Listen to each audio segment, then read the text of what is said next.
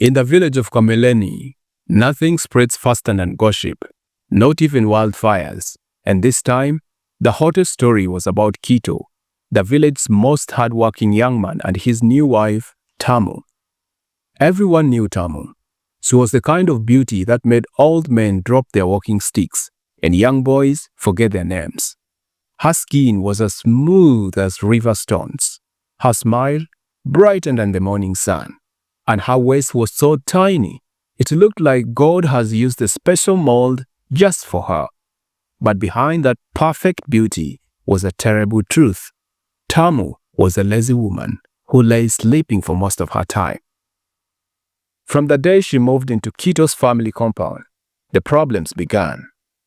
While the other wives woke up before the cock crowed to prepare breakfast for the family, fetch water, sweep the compound, Tamu stayed curled up in bed like a royal queen. Mama Kito, her new mother-in-law, was the first to explode, shouting at her, "Tamu, are you waiting for angels to come and sweep the compound for you?" Tamu simply yawned, stretched like a satisfied cat, and said, "Mama, dreams are important too. I work very hard in my sleep." The news of her laziness soon spread everywhere in the whole village. Auntie Pendo, the village chief storyteller, announced at the market that Tamu must be cursed. She sleeps more than a python after a big meal, she told the vegetable sellers, making them laugh until their ribs hurt. But despite all the complaints and shame, Kito, his husband, stood by her. He carried firewood, fetched water, cleaned the dishes, swept the compound, and cooked the meals, all while Tamu was doing makeup on her face and sang little songs under the shade of the mango tree. Everyone was confused. Why would a hard-working man in Kameleni allow himself to suffer like this? Tamu must have used love potions on him. Others said Kito had simply gone mad from staring at her for too long. But the real secret, whispered by the few who knew the truth, revealed that Tamu was extremely good in bed. And when she handles Kito in the night, he forgot all her wrongs.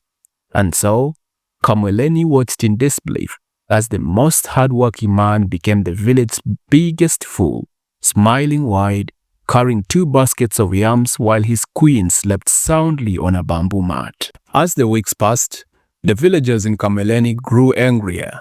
Every morning, women carrying water pots on their heads would stop outside Kito's home and shake their heads. "A woman who doesn't know how to sweep a compound is like a chicken that doesn't lay eggs," they would say. Children sang rude songs when they passed by, but Tamu never cared. Inside the house, things were even worse. Mama Kito's blood pressure climbed so high out of frustration. The other daughters-in-law worked double shifts, cleaning, cooking, planting vegetables, while Tamu sat in the shade, laughing and scrolling through her phone. If you asked her to help, she would sigh and say, "I'm not lazy, I'm just energy saving." The brothers of Kito also got tired.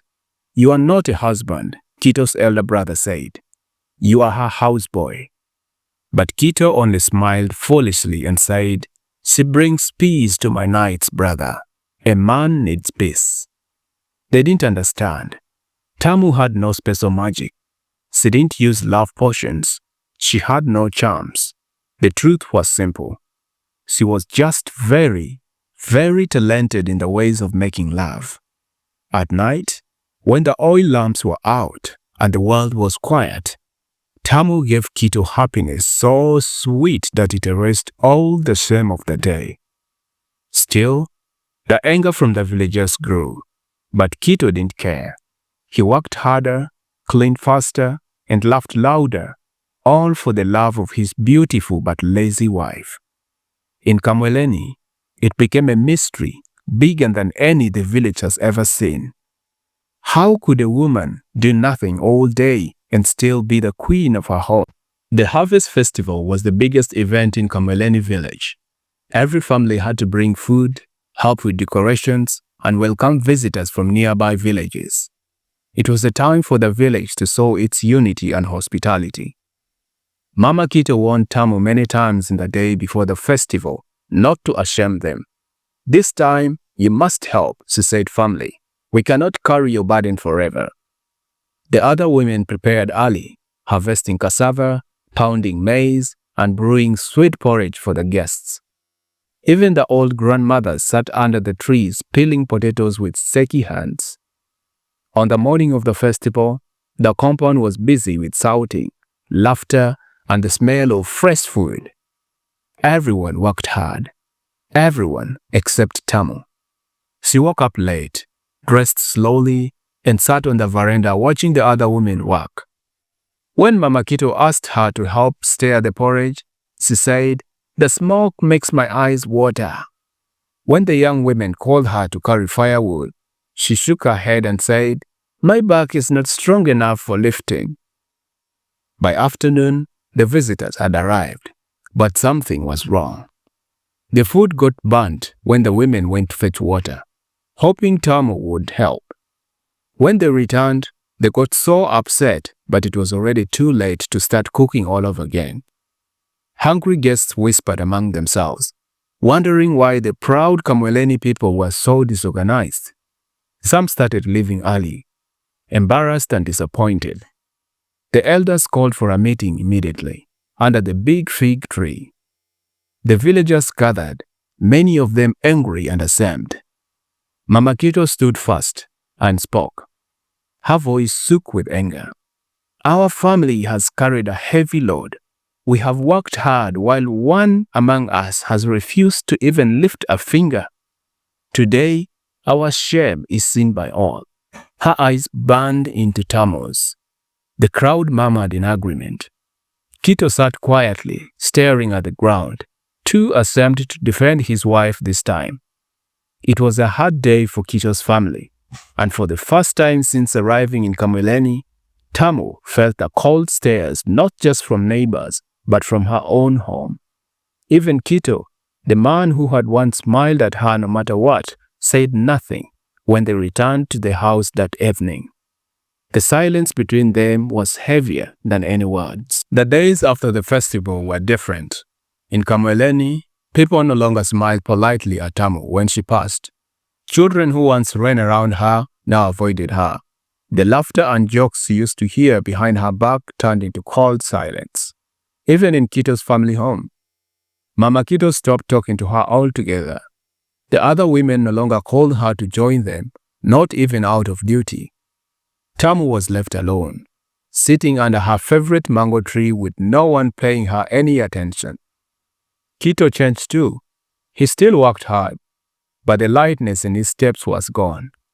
He came home late every evening, tired and silent. Some nights he didn't even sit with her under the stars like he used to. Tamu noticed it. Though he never spoke a word of anger to her, his silence spoke louder than any shouting would have. For the first time since their marriage, Tamu felt something she had never known before: guilt. She began to watch the other women from a distance. She saw how Mama Kito, though old and slower, still rose early, swept the compound, cleaned the dishes, and prepared breakfast.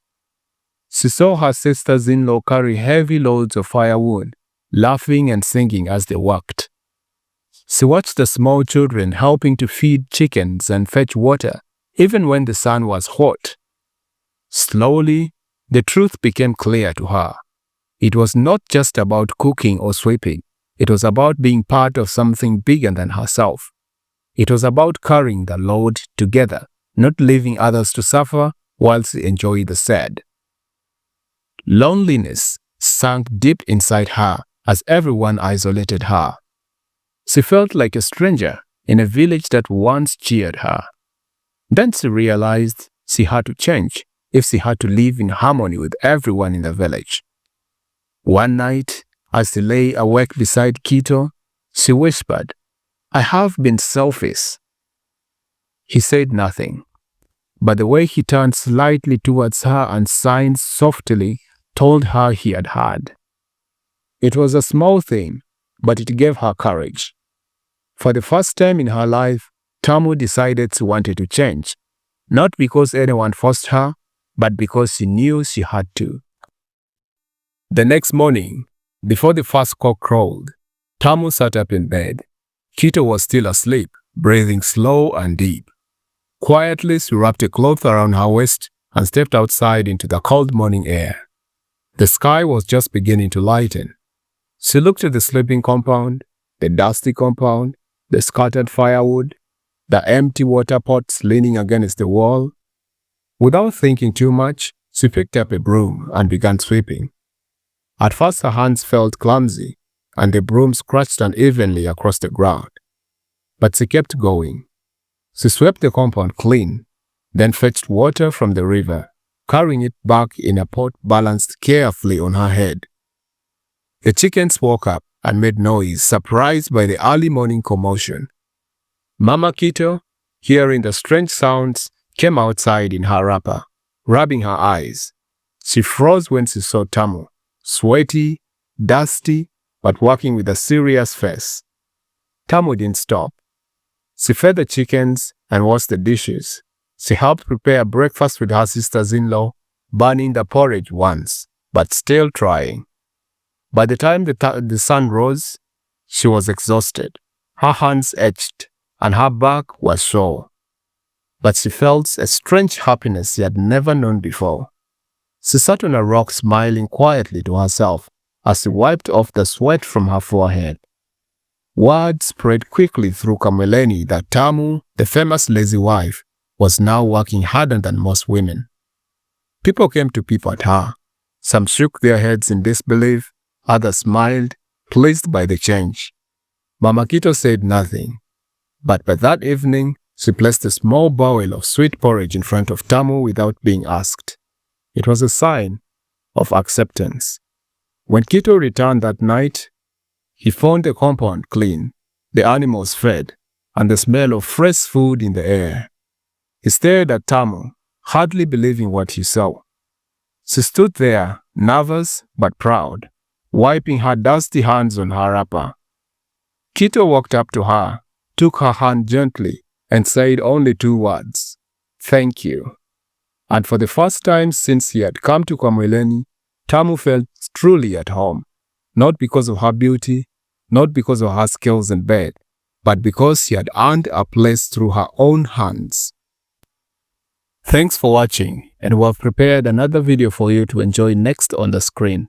And if you've enjoyed this video, consider subscribing for more interesting stories. Until then, we'll see you in our next video.